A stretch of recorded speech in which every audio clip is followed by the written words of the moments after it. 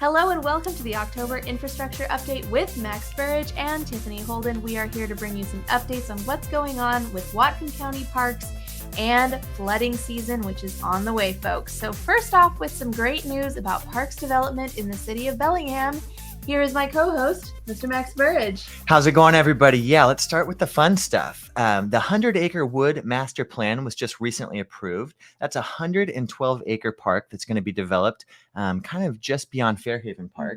That plan is now available for viewing, and the public opinion was strongly in favor of making the park bike-friendly, which I completely support. I knew you would. Of course, rather than just a walking park. They will be decommissioning some trails and adding gravel or boardwalks to others to make a year-round trail versus just a super muddy area in the winter. You know, you're kind of like kicking around, just like slop, slop, slop, slop. I've been to some of those parks, so that sounds fantastic. They'll have dogway stations as well as an outdoor classroom space. I'm really excited to see what they do with that. Like if it's going to be like logs set up as benches or like tree stump circles or something like that, like a little community center area. That would be cool. Know. The only thing I can picture is up in the Arboretum. There's kind of a little area that I think is, it's what I picture. We'll see what happens. Yeah, this next one is in our neck of the woods, the Maplewood McLeod Park, which we touched on a few months ago when they were opening things up for public opinion. And the Parks and Rec Department recently hosted a neighborhood meeting that was last weekend to give feedback on the master plan draft.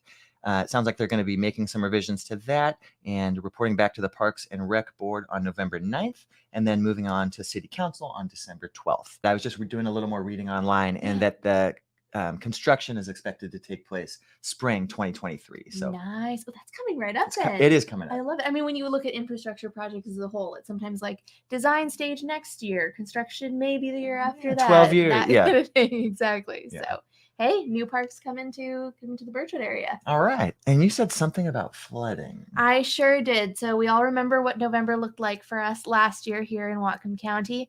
And so in anticipation of flooding season for this year, Whatcom County Public Works published a revision of their flood newsletter. It's an annual resource document that shows emergency information. It shows how to prepare for floods.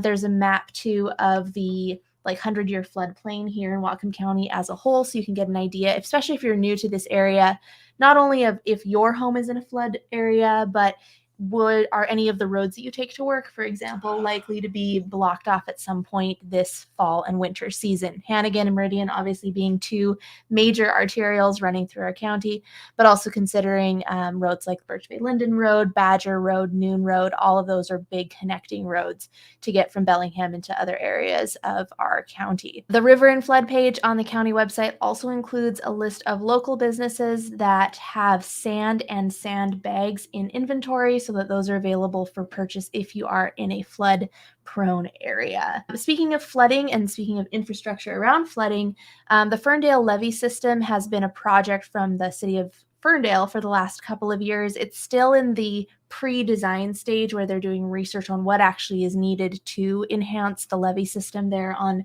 kind of that south edge of Ferndale right there. Yep. Improvements are currently in the design stage. They've been in research for quite some time. They're now in the design stage and looking for anticipated design next year with construction to follow at some currently unscheduled time. But look for improvements to the Ferndale levee system. And as always, you can see updates and announcements for various municipalities in the county as a whole by searching the name of the city, and then public works or capital projects or capital improvements are some great key search terms for seeing what's going on in your specific city. So that, friends, was this month's infrastructure update with Max Burridge and Tiffany Holden. We will see you next month.